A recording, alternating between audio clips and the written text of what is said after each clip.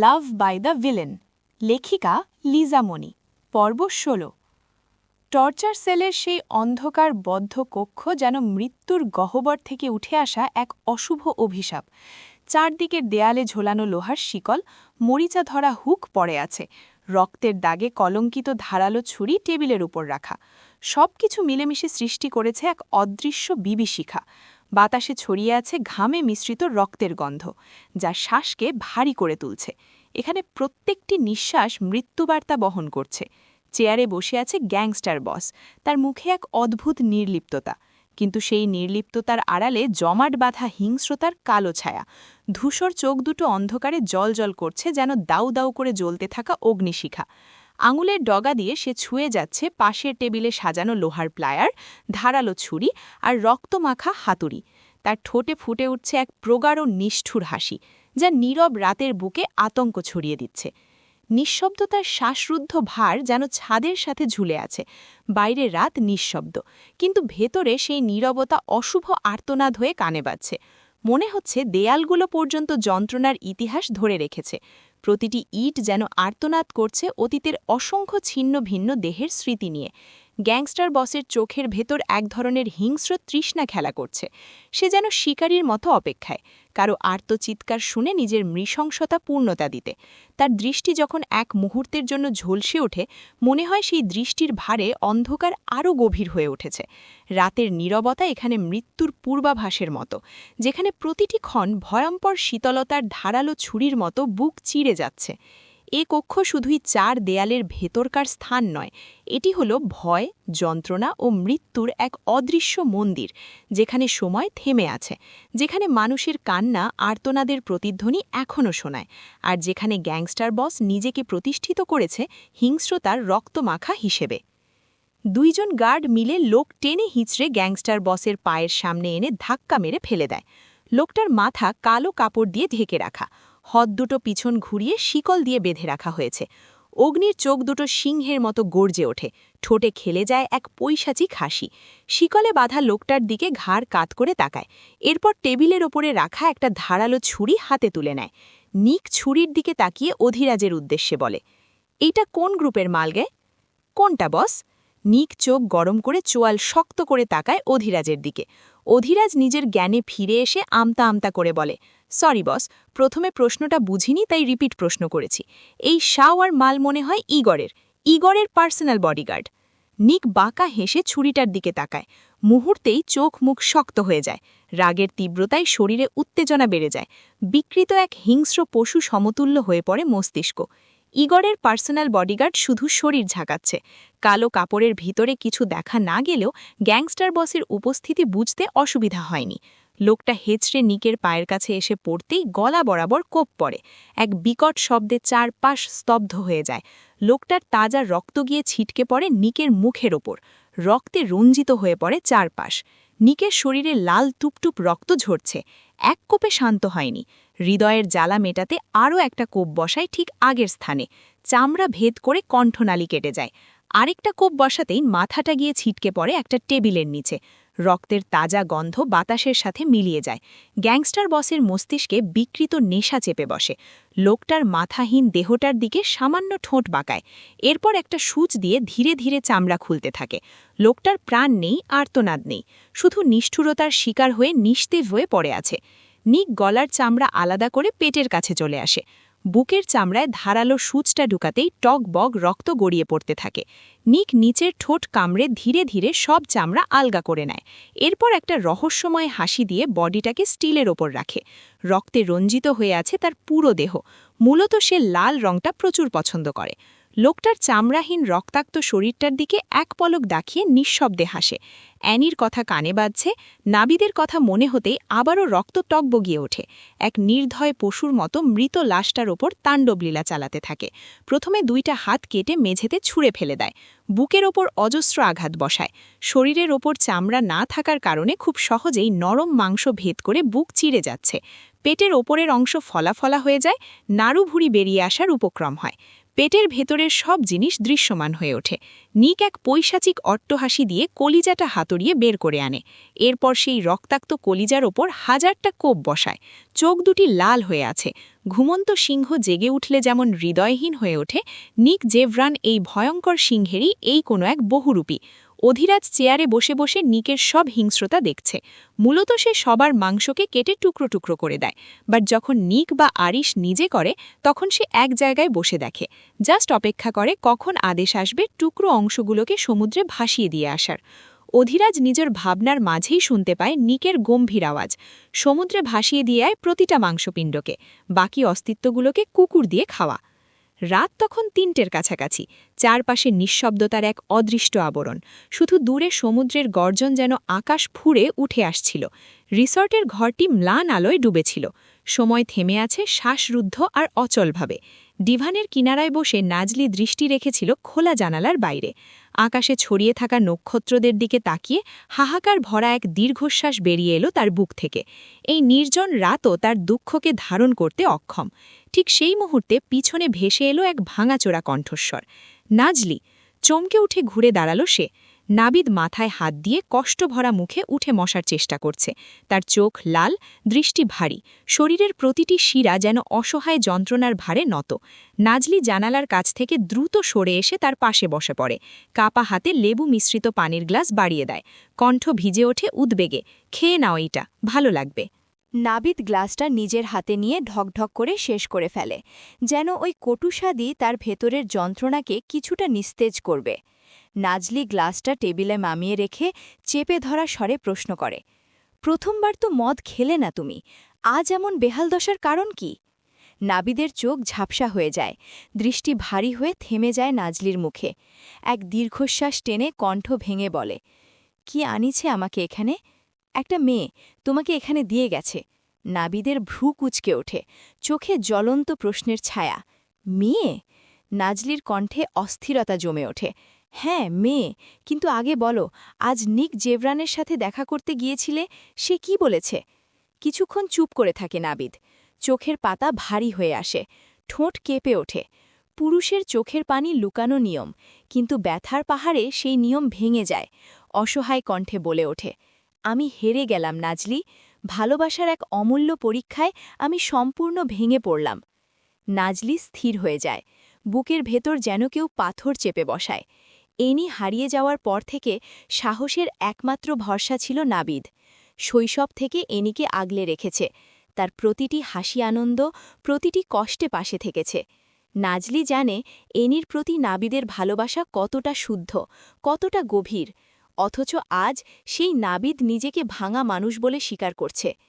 নাজলির ঠোঁট শুকিয়ে যায়, বুক ভারী হয়ে আসে। সে শুকনো ঢোক গিলে কষ্টভরা প্রশ্ন ছুড়ে দেয়, কিসের এত হেরে যাওয়া নাবিদ? নাবিদ চোখ বন্ধ করে ফেলে। অন্ধকারের ভেতর থেকে শব্দ উঠে আসে, যেন বিষাক্ত তীর ছুড়ে দেয়। নিক এনিকে বিয়ে করেছে নাজলি, আমার এনিকে সেই জানোয়ারটা বিয়ে করেছে। শব্দগুলো বজ্রপথের মতো আঘাত করে নাজলির অন্তরে। তার 2 পা হঠাৎ পিছিয়ে যায়, শরীর কেঁপে ওঠে প্রবল ঝাঁকুনিতে। চারপাশ ঘুরপাক খেতে থাকে, চোখে অন্ধকার নেমে আসে।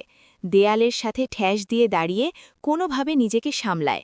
ঠোঁট কেঁপে ওঠে, কণ্ঠ ভেঙে বেরিয়ে আসে, না, এটা হতে পারে না। তুমি কি নিশ্চিত? নাবিদের চোখের কোণে জমে ওঠে ব্যথার জলোচ্ছ্বাস। চোয়াল শক্ত করেও আর আটকে রাখতে পারে না, কণ্ঠ ভারী হয়ে গড়িয়ে পড়ে।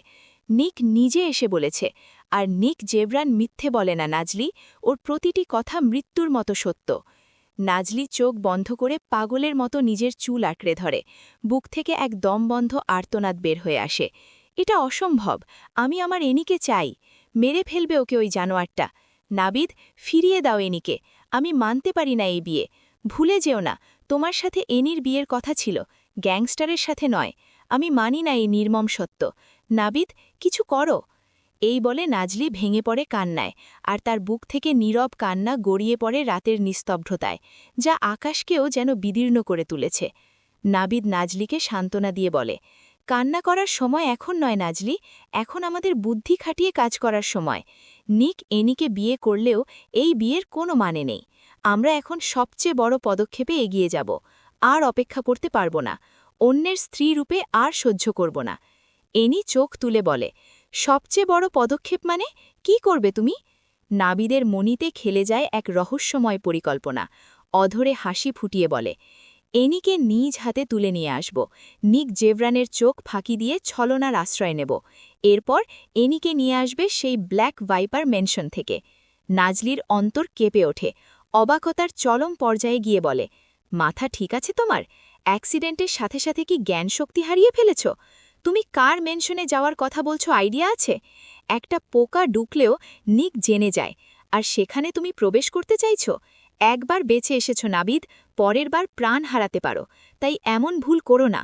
নাবিদ সামান্য শব্দ করে হেসে বলে, কিন্তু আমি তো নিকের মেনশনে যাব না। তাহলে? এনি নিজে আসবে আমাদের কাছে, আমরা বাহিরে অপেক্ষা করব। এনি সবার চোখ ফাঁকি দিয়ে মেনশন পেরিয়ে আমাদের কাছে আসবে। নাজলি নাবিদের কথায় চোয়াল শক্ত করে বলে, পাগল হয়ে গিয়েছ তুমি? হাজার হাজার গার্ড বাড়ির চারপাশে, আর এনি সবার চোখ ফাঁকি দিয়ে আসবে? Are you crazy Nabid? Nabid নিঃশ্বাস টেনে বলে, দিনের আলোতে চারপাশে অসংখ্য গার্ডের চোখ ফাঁকি দেওয়া না গেলেও রাতের নিস্তব্ধতাই দেওয়া যায় নাজলি। এনির মতো এমন ছোটখাটো মেয়ে যে কোনো উপায় আসতে পারবে, কিন্তু তার জন্য প্রয়োজন সাহস, আর এনির সাহস সম্পর্কে তুমি পূর্ব পরিচিত। অতীত ভুলে যাওনি নিশ্চয়ই। নাজলি আহত সুরে বলে, যদি পালাতে গিয়ে ধরা খেয়ে যায় তাহলে নিক একদম এনিকে মেরে ফেলবে নাবিদ। ভবিষ্যৎ চিন্তা করলে বর্তমান চলা কষ্টকর হয়ে যাবে নাজলি। আমাদের বর্তমানে একটাই টার্গেট, এনিকে যে কোনো মূল্যে নিকের মেনশন থেকে পালাতে সাহায্য করা। হ্যাঁ, সম্মতি দিলাম তোমার কথাকে, কিন্তু আমরা এনিকে বার্তা কিভাবে পাঠাব? নাবিদ বাঁকা হেসে বলে, চিঠির মাধ্যমে। নাজলির চোয়াল ঝুলে আসে। মানে? নাবিদ নাজলির অবাকতা বুঝতে পেরে বলে, প্রযুক্তি আজ অনেক এগিয়ে গিয়েছে নাজলি। আমরা অনেকটা দূরে থেকেও কাউকে চিঠি দিতে পারি, আর সেটা কেউ বুঝতেও পারবে না। কিভাবে? সূর্যোদয় হলেই দেখতে পাবে। এখন আপাতত এইটা নিয়ে আরও গভীরভাবে ভাবো। এবার এনিকে নিয়ে আসতে কেউ আটকাতে পারবে না, স্বয়ং গ্যাংস্টার বস নিক জেভরানো না। এনির যাতে কোনোরূপ ক্ষতি করতে না পারে তাই শান্তির মাধ্যমে কাজ করতে চেয়েছিলাম, কিন্তু এখন আর এইটা হবে না। তুমি যদি উন্মাদ হও তাহলে আমিও এক প্রেমিক পুরুষ, আর নিজের ভালোবাসাকে রক্ষা করার জন্য সর্বোচ্চ বর্বর কাজ করতে পারি, নিক জেভরান। সকালের আবহাওয়া যেন প্রকৃতির নিজস্ব এক মহাকাব্যিক রূপমালা, যেখানে প্রতিটি কণা, প্রতিটি শ্বাস, প্রতিটি দিগন্ত জুড়ে অদ্ভুত এক শুদ্ধতা ছড়িয়ে থাকে।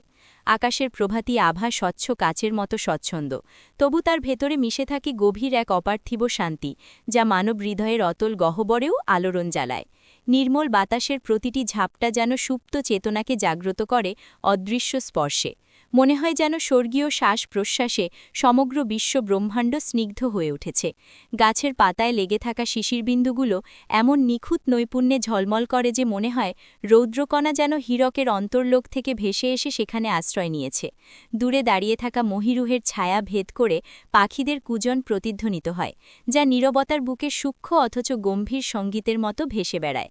এ সময়টা যেন এক সৃষ্টির পুনর্জন্ম, যেখানে মানুষ, প্রকৃতি ও সময় একত্রে মিলিত হয়ে চিরান্তনতার স্বাক্ষর বহন করে। কালো পর্দাগুলো উড়াউড়ি করছে। এনি ঘুমের মধ্যে এক পাশ থেকে অপর পাশে ফিরতে যাবে, এমন সময় ওর লম্বা চুলে টান পড়ে। সাথে সাথে ব্যথায় চোখ মেলে টাকায় সে। ব্যথায় মুখ দিয়ে মৃদু শীতকার বেরিয়ে আসে।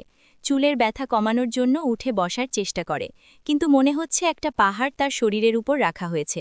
সামান্য তিল পরিমাণ নড়ার ক্ষমতাও তার নেই। এনি বিরক্তি নিয়ে ভালোভাবে তাকাতেই শরীর ঝাঁকুনি দিয়ে ওঠে। নিজের শরীরের উপর নিকের শরীরের ভর অনুভব করতেই রাগে চোয়াল শক্ত করে ফেলে।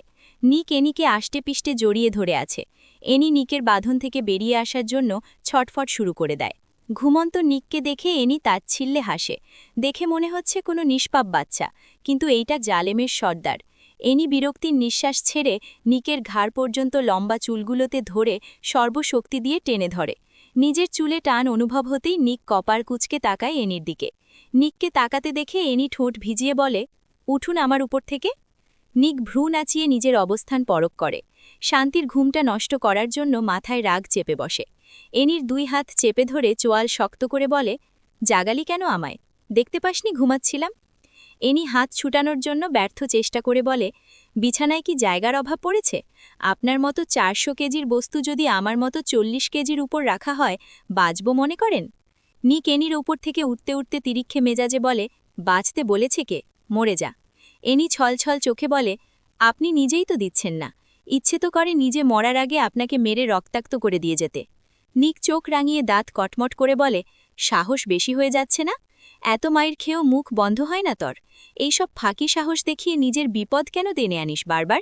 If I strike you, then again you will lose consciousness, motherfuck. এনি সামান্য চুপ থেকে তাচ্ছিল্যে হেসে বলে, ইংরেজি গালি দিতে ভালোই পারদর্শী। আমার বাংলা গালি শুনলে টিকতে পারবেন তো? নিক ভ্রু নাচায়, ঠোঁট বাঁকিয়ে বাঁকা হেসে বলে, তোমার বাংলা গালিগুলো একটু শুনি বেবি গার্ল, দেখি টিকতে পারি কিনা। চুপ থাক, খানকির পোলা। এনি নিকের দিকে আর চোখে তাকায়। নিক এইটার অর্থ বুঝতে পারেনি ভেবেই বাঁকা হাসে। নিক গ্রীবাদেশ নাড়িয়ে বলে, এর অর্থ? এনি নিঃশ্বাস টানে। এর অর্থ হলো পবিত্রতা।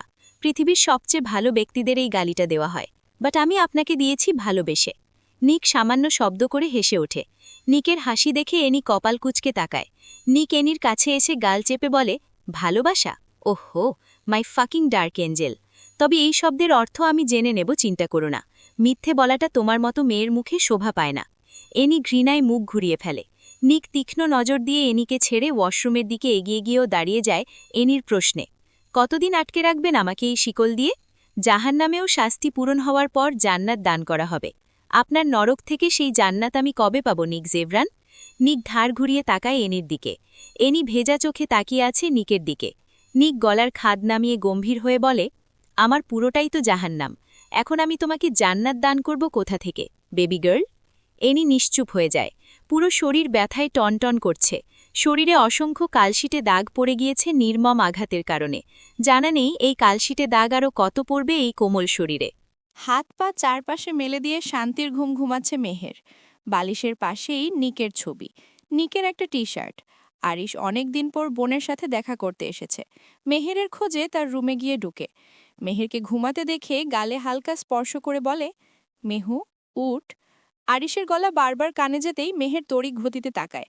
ঝাপসা চোখে আরিশকে দেখতে পেয়ে অধরে হাসি ফুটে ওঠে। দ্রুত শোয়া থেকে উঠে জড়িয়ে ধরে বলে, কেমন আছো ভাইয়া? আরিশ বোনের মাথায় হাত রেখে মুচকি হেসে বলে, পড়াশোনার কি অবস্থা? তানবি আপু আমাকে সাহায্য করে ভাইয়া, পড়াশোনা খারাপ হওয়ার চান্সই নেই। আরিশ হেসে কিছু বলতে যাবে তার আগেই চোখ আটকে যায় নিকের ছবিতে। পাশের টি শার্টটা চিনতেও তার অসুবিধে হয়নি। নিক একবার জ্বরে আক্রান্ত ছিল, তখন মেহের পুরো শরীর মুছে দেয়, আর এই সুযোগেই সেখান থেকে টি শার্টটা নেওয়া। আরিশ গম্ভীর হয়ে বলে, নিককে কাছে নিয়ে ঘুমাস কেন? আর এই আর্ট কে করেছে? মেহের লজ্জায় মাথা নিচু করে ফেলে। এরপর মিনমিন সুরে বলে, আমি আর্ট করেছিলাম ভাইয়া, এটা অনেক আগে। আরও একটা ছবি আর্ট করছি। এইটা কোনো এক বিশেষ দিনে নিক ভাইয়াকে উপহার দিব। আরিশ চোখ বন্ধ করে নিঃশ্বাস টেনে বলে, পাগলামো বন্ধ কর মেহের। পাগলামো কোথায় করছি ভাইয়া? নিককে নিজের করে চাওয়াটা এক প্রকার পাগলামো। নিক আর তুই আলাদা মেরুর, বুঝার চেষ্টা কর আমার কথা। মেহের হালকা হেসে বলে, তুমিও তো আমার থেকে আলাদা ভাইয়া, আমি আর তুমিও তো আলাদা মেরুর। তাহলে আমরা ভাই বোন হলাম কিভাবে? ক্রিমিনাল লিডারের আরিশের একমাত্র বোন আমি। সত্যিকার অর্থে তোমার রক্ত যদি আমার শরীরে থাকে, তাহলে গ্যাংস্টার বস নিক জেভরানকে সামলানোর ক্ষমতাও আমার আছে। ভালোবাসা দিয়ে সব করা যায় ভাইয়া। সব ভালোবাসা মধুর হয় না, কিছু ভালোবাসা তিক্ত হয়, আর এই সব জিনিস থেকে বেরিয়ে আয়। ভালোবাসা কি পাপ ভাইয়া? পাপ নয়, বাট ভুল মানুষকে ভালোবাসা পাপ। তুই নিককে কোনোদিন পাবি? পাবি না, আর তার গ্যারেন্টি আমি তোকে দিচ্ছি। তাহলে আমার জন্য কাফনের কাপড়ের ব্যবস্থা করো ভাইয়া। আরিশ চমকে তাকায় মেহেরের দিকে। মেহের? মেহেরের চোখ দিয়ে পড়তে থাকে। অশ্রুসিক্ত নয়নে তাকিয়ে নিচের ঠোঁট কামড়ে বলে, নিক যদি আমার না হয়, এই ভালোবাসা যদি পাপ হয়, তাহলে আমার জন্য কাফনের ব্যবস্থা করে রেখো ভাইয়া। ও আমার ভালোবাসা নয়, নিক জেভরান আমার জীবন ভাইয়া। শিশু মন থেকে যাকে নিজের মন প্রাণ দিয়ে এসেছি, কিশোরী মনে ওকে কাছে পাওয়ার এক তীব্র বাসনা জেগে উঠেছে। হ্যাঁ, নিক জেভরান ভয়ানক। উনি মেয়ে, জাত, ধর্ম কিছু মানে না। এক প্রকার বর্বর জীবন ওনার, কিন্তু এরপরও ভালোবাসি। নিজের ভাইকে যদি ভাই স্বীকার করতে পারি, তাহলে ওনাকে ভালো কেন বাসতে পারবো না? আরিশ হতাশার নিঃশ্বাস ফেলে ঘন ঘন।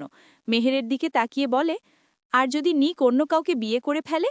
মেহের আতকে উঠে যেন, থমকে যায় তার চারপাশের পরিস্থিতি। বিছানার চাদর খামচে ধরে থুপিয়ে ওঠে। এমন কথা আর কোনোদিন বলো না ভাইয়া, আমি সহ্য করতে পারি না। যদি কোনোদিন মনে হয় নিক জেভরান আমার কোনোদিন হবে না, সেদিন তুমি তোমার মেহেরকে হারিয়ে ফেলবে ভাইয়া। কাউকে অভিযোগ করব না, নিজ দায়িত্বে সরে যাব নিষ্ঠুর পৃথিবী থেকে। যাকে ভালোবাসি তার সাথে অন্য নারীর ছায়া দেখার ক্ষমতা আমার নেই। আরিশ আচমকা মেহেরকে নিজের সাথে জাপটে ধরে। মেহের সামান্য শব্দ করে কেঁদে ওঠে। আরিশ ঘন ঘন নিঃশ্বাস টানছে। মেহেরের ভালোবাসা নামক আসক্তির হিসেব মিলাতে পারছে না সে। যদি কখনো অ্যানির কথা জানতে পারে তখন? আরিশের আত্মা কেঁপে ওঠে। কি হবে চারদিকে ভালোবাসার এই সমাপ্তি? কার জীবন কোথায় গিয়ে পৌঁছবে? অধিরাজ দাদামশাইয়ের সাথে কথা বলছে। মূলত সে এখানে আরিশের সাথে এসেছে। নিক বর্তমানে তার গ্লাস মিনারে কোনো এক কাজে গিয়েছে, আর সেটাও খুব গোপন কক্ষে। রাত ছাড়া আজ আর বের হবে না। দাদামশাই অধিরাজের দিকে তাকিয়ে বলে, মেয়েটা এখন কি অবস্থায় আছে? অধিরাজ ঠোঁট কামড়ে বলে, বিয়ের দিন দেখার পর আর দেখতে পারিনি। তাকে একটা বদ্ধ রুমে বন্দী করে রাখা হয়েছে। চারদিকে সিসি ক্যামেরা, গার্ড, নজরবন্দী। একটা পাখি ঢুকারও সাহস নেই। দাদামশাই গম্ভীর নিঃশ্বাস ফেলে বলে, এইভাবে আটকে রাখার কারণ খুঁজে পাচ্ছি না। যদি শারীরিক বাসনার জন্য হতো তাহলে হয়তো মানা যেত, কিন্তু তোদের কথা অনুযায়ী নিক এখনো মেয়েটার সাথে কিছু করেনি। কিন্তু আমার প্রশ্ন হলো, মেয়েটার সাথে কিছু করেনি বুঝলি কিভাবে? অধীরাজ অধরে হাসি ফুটিয়ে বলে, সিংহের থাবায় পড়লে সে কি আর সুস্থ থাকবে দাদামশাই? কোনো ডাক্তার আনার হলে তো আমি জানতাম, বাট কোনো ডক্টর আসেনি। সেই থেকেই সন্দেহ বস অ্যানির সাথে তেমন কিছু করেনি। দাদামশাই চিন্তিত হয়ে বলে, এর মধ্যে প্রচুর রহস্য অধিরাজ। নিকের হুট করে নিলাম কেন্দ্র থেকে এত কোটি টাকার বিনিময়ে ক্রয় করা, 18 জন গ্যাংস্টারকে নিজের শত্রুতে পরিণত করা, মেয়েটাকে এত গার্ডের মধ্যে রাখা, সব কিছুর মধ্যে এক ধরনের রহস্য আছে। রহস্য যাই হোক, কোনোভাবে যদি মেয়েটার সাথে প্রেম হয়ে যায় তাহলেই হবে। দাদামশাই কপাল কুঁচকে তাকায়। অধিরাজ আমতা আমতা করে বলে, এইভাবে তাকানোর কি আছে দাদামশাই? হয়ে গেলে সমস্যা কোথায়? অ্যানি এখন বসের বউ, বাট একটাই সমস্যা, বস হচ্ছে সবচেয়ে নিষ্ঠুর। আর অ্যানি বসকে এতটাই ঘৃণা করে যে বসের উপস্থিতি অনুভব করলেই মুখ ঘুরিয়ে ফেলে। দাদামশাই সামান্য হেসে বলে, এত জটিলতার ভিতরে ভালোবাসার কথা বলছিস? মেয়েটা প্রচুর সাহসী, একদিন দেখা করতে হবে। শুধু সাহসী নয়, অপরূপ সুন্দরী দাদামশাই। একবার তাকালে তুমি চোখ ফেরাতে পারবে না। বাট এখন জানি না কি অবস্থায় আছে। সৌন্দর্য আর কোমলতার জন্য মেয়েটার জীবন আজ নরকে পরিণত হয়েছে। তবে তোদের সাবধানতা একটাই, এখন প্রতিটা মাফিয়া চুপ থেকে চাল চালছে নিককে হারানোর। তারা যে কোনো সময় হামলে পড়বে। ভবিষ্যতে প্রচুর সতর্ক থাকতে হবে তোদের। কাল রাতে ইগর আর কায়াত এসেছিল আমার কাছে। অনেক হিংস্র হায়নার মতো হয়ে আছে। অধিরাজ বাঁকা হেসে বলে, ওরা চুপ, তাই আমরাও চুপ। ওরা জাগ্রত হলে আমরাও ভালোবাসার কমতি রাখব না দাদামশাই। একটু অপেক্ষা কর, আমি কিছু একটা নিয়ে আসছি, আমাদের সময়কার মাফিয়া ম্যাপ। অধিরাজ সম্মতি জানায়। দাদামশাই উঠে যায়। দাদামশাই চলে যেতেই একটা মেয়েলি কণ্ঠে বিরক্তিতে কপাল কুঁচকে ফেলে, হায় জাম্বুবান। অধিরাজ সামনে তাকিয়ে তানভিকে আসতে দেখে নিঃশ্বাস ছাড়ে। তানভি কাছে এসে মিষ্টি হেসে বলে, কেমন আছো জাম্বুবান? জানো, অনেক মিস করেছিলাম তোমাকে। যাক, অবশেষে দেখা পেলাম। অধিরাজ ভ্রুখানা কিঞ্চিত কুঁচকে বলে, তোমাকে বলেছিলাম আমার জন্য অপেক্ষা করতে। ভালোবাসার মানুষের জন্য অপেক্ষা না করলে আর কার জন্য করব? আচ্ছা বাদ দাও, মিস করনি তুমি আমাকে? একদম নয়। কেন মিস করনি? কারণ মিস করার কোনো কারণ নেই। হ্যাঁ রাইট, মিস তো তাদের করে যারা অনেক দূরে থাকে, বাট আমি তো সব সময় তোমার বুকে থাকি, তাই না? অধিরাজ চোয়াল শক্ত করে তাকায় তানভির দিকে। তানভি অধিরাজের চোখ দেখে ভয় পেলেও সাহস জুগিয়ে বলে, চলো বিয়ে করে ফেলি, এরপর সংসার করে একটা ক্রিকেট টিম গঠন করে ফেলব। আইডিয়াটা খুব সুন্দর, তাই না? অধিরাজ নিজের ধৈর্যের খেই হারায়, চোখ দুইটা জ্বলে উঠে রাগে। আচমকা তানভির হাত শক্ত করে চেপে ধরে চিবিয়ে চিবিয়ে বলে, এত ইগনোর করার পরও পিছনে পড়ে আছি সেইভাবে? বেশি বাড়াবাড়ি করলে শরীরটাকে কেটে সমুদ্রে ভাসিয়ে দিয়ে আসব। রক্ত দেখলে জ্ঞান হারিয়ে পড়ে যায়, সে স্বপ্ন দেখছে আমাকে বিয়ে করে ক্রিকেট টিম বানাবে। পরের বার আর এইসব বললে মাথাটা কেটে 2 ভাগ করে ফেলব। অধিরাজের স্পর্শ করা জায়গা এতটা ব্যথা পাচ্ছিল যে চোখ দিয়ে অনবনত পানি পড়া শুরু করে। সে কান্না মিশ্রিত চোখে ঠোঁটে হাসি ফুটিয়ে বলে, আমাকে আপনার কাছে এক ধরনের ছেঁচড়া মনে হয়, তাই না জাম্বুবান? অধিরাজ ছোট ছোট চোখে তাকায়। তানভি শব্দ করে হেসে বলে, তবে ছেঁচড়া ভাবলেও সমস্যা নেই। আপনার কাছে আমি 1000 বার ছেঁচড়া হতে রাজি আছি। বিশ্বাস করুন, আপনি যদি আমাকে ভালো না বাসতেন তাহলে আমি কোনোদিনও আপনার পিছু নিতাম না। আপনি আমাকে ভালোবাসেন, বাট স্বীকার করতে চান না। আপনার প্রফেশনের কারণে আমাকে কাছে ঘেঁষতে দেন না, যাতে আমার কোনো ক্ষতি না হয়। আমাকে অবহেলা করেন, বাট আপনার চোখে রাগের আড়ালেও আমার জন্য ভালোবাসা দেখতে পাই। অধিরাজ তানভীর হাত ছিটকে সরিয়ে দিয়ে বলে, অতিরিক্ত ভাবা বোকামি। আমার লাইফে ভালোবাসার স্থান নেই। প্রতিনিয়ত দেহ টুকরো টুকরো করি, রক্ত দিয়ে গোসল করি, তাই আমার থেকে ভালোবাসা আদায় করা বোকামি। পরের বার কাছে আসতে দেখলে বস্তার মধ্যে বন্দি করে সোজা সমুদ্রে ভাসিয়ে দিয়ে আসব। অধিরাজ কথাটা বলার দেরি করেনি, রাগে বড় বড় পা পেলে বেরিয়ে যায়। আরিশ আর দাদামশাই আসারও অপেক্ষা করেনি। তানভী অধিরাজের যাওয়ার পানে তাকিয়ে থাকে, এরপর নিজের হাতের দিকে তাকায়। হাতে আঙুলের ছাপ বসে গিয়েছে।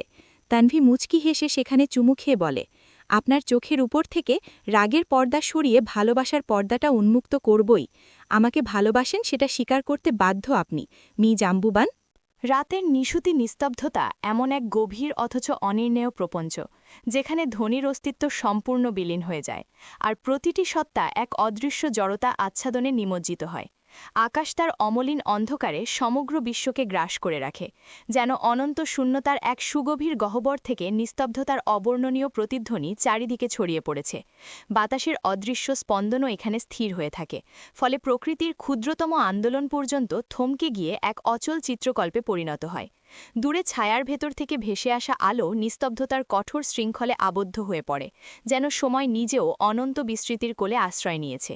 এই মুহূর্তে নিস্তব্ধতা আর অন্ধকার মিলেমিশে এমন এক গূঢ় আবহাওয়া সৃষ্টি করে, যা মানব চেতনার গভীরতম স্তর পর্যন্ত কাঁপিয়ে দিয়ে শূন্যতার কাছে নতি স্বীকারে বাধ্য করে। ব্লেক ভাইপার মেনশনের চারদিকে হাজারো গার্ডদের আনাগোনা। কালো রঙের গ্লাস দিয়ে মোড়ানো বিলাসবহুল মেনশনটা অন্ধকারে চিকচিক করছে, আর সেখানের কোনো এক ব্যালকনির কাছে দাঁড়িয়ে আছে এনি। চারপাশে চোখ বুলিয়ে বড় করে নিঃশ্বাস টানে। এনি নিজের ব্যালকনি ছেড়ে অন্য আরেক ব্যালকনিতে চলে যায়। কলিজা ধরফর করছে, পালানোর জন্য তার হৃদয় ছটফট করছে। চিত্রামাসির থেকে শুনেছে আজ নিক জেভরান আসবে। না, এনির ভিতরে পালানোর সাহস সঞ্চয় হয়। আজকের রাতের মতো এমন রাত হয়তো সে আর পাবে না, আর এমন সুযোগ হাতছাড়া করার মতো বোকা সে নয়। এনি রেলিং ধরে সামনে উকি দেয়। এখানে থেকে বাহিরের অংশ একদম স্পষ্ট দেখা যায়। গেইডের সামনে দুইজন বিশাল দেহির ব্যক্তিকে দেখে কপাল কুঁচকে ফেলে। এদের সীমানা অতিক্রম করে যাওয়া অসম্ভব। মুহূর্তেই এনির অধরে রহস্যময় হাসি ফুটে ওঠে। কোনো রকম অপেক্ষা না করে নিজের কাবার্ড খোলে। কাবার্ড থেকে অনেক খোঁজাখুঁজির পর একটা শর্ট ড্রেস বের করে। ড্রেসটা হাতে নিয়ে বাঁকা হেসে লাইট অফ করে দেয়। এরপর কিছুক্ষণের মধ্যেই চেঞ্জ করে লাইট অন করে। ড্রেসটা হাঁটু পর্যন্ত ফলে এনির ফর্সা পা দুটি উন্মুক্ত। এনি নিজের চুলগুলো ছেড়ে দেয়। লম্বা চুলগুলো হাঁটু অবধি এসে ঠেকে। এনি রহস্যময় হাসি দিয়ে পুনরায় রেলিংয়ের কাছে চলে যায়। পিছনের বারান্দায় সিঁড়ি দিয়ে একদম নিঃশব্দে বেরিয়ে যায়। পায়ে কোনো রকম জুতাও পরিধান করেনি শব্দ হবে বলে। এনি মুখ চেপে ধরে অন্ধকার জায়গাগুলো দিয়ে এগিয়ে যেতে থাকে। নিশুতি এই রাতে এমন ভয়ানক পদক্ষেপে এনির আত্মা পর্যন্ত কাঁপছে, হাঁটু কাঁপছে তার। তবুও নিজের সাহসিকতায় সে অটল। অন্ধকার পথ ধরে একদম গেইডের সামনে চলে আসে। গার্ড দুইজন কারোর উপস্থিতি টের পেয়ে বন্দুক তাক করে গর্জে ওঠে। কে ওঠানে? এনি কেঁপে ওঠে লোক দুইটার গর্জনে, কিন্তু নিজের সাহসটাকে প্রাধান্য দিয়ে মুচকি হেসে তাদের সামনে গিয়ে দাঁড়ায়। গার্ড দুটি এনিকে দেখে বন্দুক নামিয়ে দেয়। এমনভাবে তাকিয়ে আছে যেন চোখ নড়ালেই মেয়েটা হারিয়ে যাবে। চাঁদের আলোতে চিকচিক করছে এনির দবদবে ফর্সা শরীর। নীল চোখের গভীরতায় হারিয়ে যায় নিষ্ঠুর দুই গার্ড। এনি লাজুক হেসে বলে একজন গার্ডের বুকে হাত রেখে। এরপর আরেকজন গার্ডের দিকে উড়িন্ত চুমু ছুড়ে দেয়। লোক দুইটা মোহিত হয়ে তাকিয়ে আছে এনির দিকে। এনি ঠোঁট কামড় হেসে তাদের সামনে দিয়ে কোমর নাচাতে নাচাতে বেরিয়ে যায়। রাতের অন্ধকারের সাথে মিলিয়ে যায় কিছুক্ষণের মধ্যে। এনি চলে যেতেই গার্ড দুইটা নিজের জ্ঞানে আসে। একজন হেসে বলে, আজকাল রাতের বেলাতেও স্বপ্নে পরীরা এসে লোভ দেখায়। আরেকজন মলিন মুখে বলে, এতক্ষণ স্বপ্ন দেখেছিলাম ভেবেই কষ্ট লাগছে। এত অপরূপ পরী কখনো দেখিনি। মনে হচ্ছে এটা স্বপ্ন নয়, বাস্তব। আমার বুকে স্পর্শ করেছে ওর নরম হাত দিয়ে। আমার দিকে তাকিয়ে চুমু দিচ্ছিল। উফ, কলিজাটা বেরিয়ে যাচ্ছিল একদম। হঠাৎ একজন গার্ডেন মস্তিষ্ক নড়ে ওঠে। আচমকা কপাল কুঁচকে বলে, তুই আর আমি একই স্বপ্ন একসাথে দেখলাম কিভাবে? এইটা স্বপ্ন নয়, বাস্তব ছিল। লোকটা তড়িৎ গতিতে তাকায়, কণ্ঠ কেঁপে ওঠে অসম্ভবভাবে। গলা শুকিয়ে আসে এক মুহূর্তের জন্য। দুইজনের হাঁটু কাঁপছে। কোনো রকম অস্ফূর্ত ভাষায় বলে, বস যে মেয়েটাকে কিনে এনেছিল সেই মেয়েটা নয়তো? একই রকম নীল চোখের গভীরতা, গাটু পর্যন্ত ঢেউ খেলানো চুল, দবদবে ফর্সা গায়ের রং, মুখের কোমলতা এতটাই গভীর যে যে কেউ নিজেকে হারিয়ে ফেলতে বাধ্য।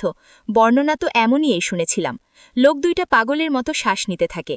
এত বড় ভুল তারা কিভাবে করতে পারল? তাদের জঘন্য মৃত্যু থেকে কেউ আটকাতে পারবে না। চলো বে, এনি পালিয়েছে। আগামী পর্বে সবাইকে মিষ্টি খাওয়াবো, অনেক সুস্বাদু মিষ্টি।